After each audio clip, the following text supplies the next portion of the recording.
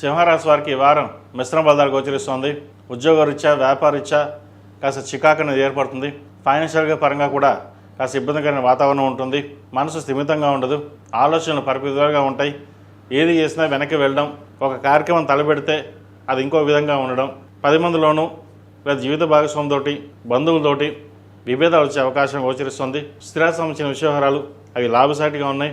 అవి మీకు కోర్టు పరంగా కావచ్చు, వేరే విధంగా పరంగా కావచ్చు, స్థిరాస్తులు వచ్చే అవకాశం గోచరిస్తుంది. అదేవిధంగా నూతన వ్యాపారం ప్రారంభించాలి, సెల్ఫ్గా ఉండాలి అని ఆలోచన చేస్తారు. వీరికి అష్టమ శని నడుస్తుంది. అష్టంలో శని వీరికి బలంగా ఉన్నారు. అదేవిధంగా ఏదైనా ఒక పని ప్రారంభించేటప్పుడు గణపతి స్వామి వారికి అర్చన కానీ అభిషేకం కానీ చేసి ప్రారంభించండి. ఆరోగ్యరీత్యా చిన్న చిన్న సమస్యలు అనేవి ఏర్పడే అవకాశం గోచరిస్తుంది. ముఖ్యంగా మనోవేదన ఎక్కువగా ఉంటుంది.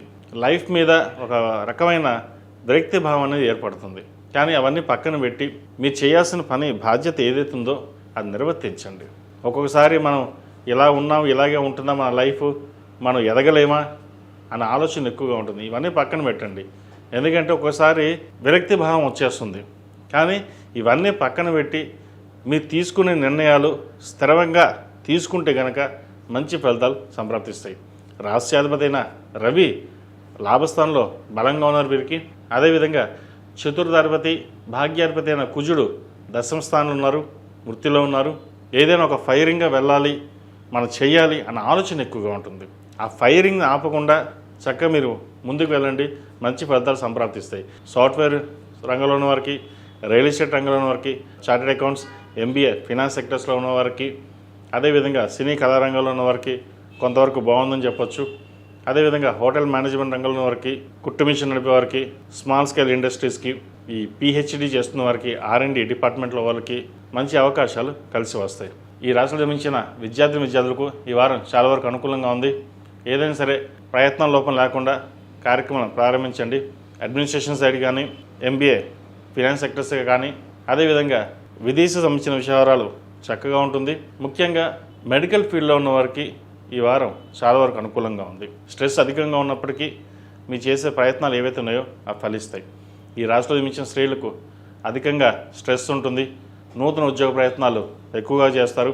ఉన్న ఉద్యోగంలో ఎక్కువ పని ఒత్తిడి వల్ల రిజైన్ చేద్దామని ఆలోచన చేస్తారు. ఏదైనా సరే రిజైన్ చేసేటప్పుడు కొత్త ఉద్యోగం వచ్చిన తర్వాతనే రిజైన్ చేయండి, లేకపోతే మళ్ళీ ఉద్యోగ ప్రయత్నాలు ఆలస్యమయ్యే అవకాశం గోచరిస్తుంది. జీవిత భాగస్వామితోటి స్వల్ప విభేదాలు ఉండే అవకాశం గోచరిస్తుంది. ఏదైనా సరే మన కష్టం మనం పడాలి, మన బతుకు మనం బతకాలా అనే ఆలోచన ఎక్కువగా ఉంటుంది. ఏదైనా సరే మీ ఆలోచన విధానం బాగుంటుంది. కాబట్టి ఏదైనా ఒక పని ప్రారంభించినా, ఏదే డెసిషన్ తీసుకున్నా క్షుణ్ణంగా పరిశీలించి ఆలోచించి ముందుకు వెళ్ళండి. ఆరోగ్యరీత్యా చిన్న చిన్న ఇబ్బందులు ఉండే అవకాశం గోచరిస్తుంది. వీరికి అష్టమ శని నడుస్తుంది కాబట్టి 8 శనివారాలు శనికి తైలాభిషేకం చేయడం, అదేవిధంగా 8 మంగళవారాలు ఆంజనేయ స్వామి వారికి ఆకుపూజ చేయించండి. ఏదైనా బలమైన కోరిక ఉంటే అది నెరవేరుతుంది. ఈ రాశిలో జన్మించిన వారికి కలిసి వచ్చే సంఖ్య 6, కలిసి వచ్చే రంగు తెలుపు. ఏదైనా పని మీద బయటకు వెళ్ళినప్పుడు సోమవారం కానీ శనివారం నాడు వెళ్ళండి, మంచి ఫలితాలు సంప్రాప్తిస్తాయి. ఈ పూజస్టోర్.in పసుపు కుంకుమ నుంచి దేవత విగ్రహాల దాకా అన్ని రకాల పూజలు, వ్రతాలు, గృహప్రవేశం, హోమాది శుభకార్యాలకు కావలసిన పూజా సామాగ్రి అంతా ఒక్కొక్క క్లిక్ తోనే మీ ఇంటి వద్దనే పొందండి. ఈ పూజస్టోర్.in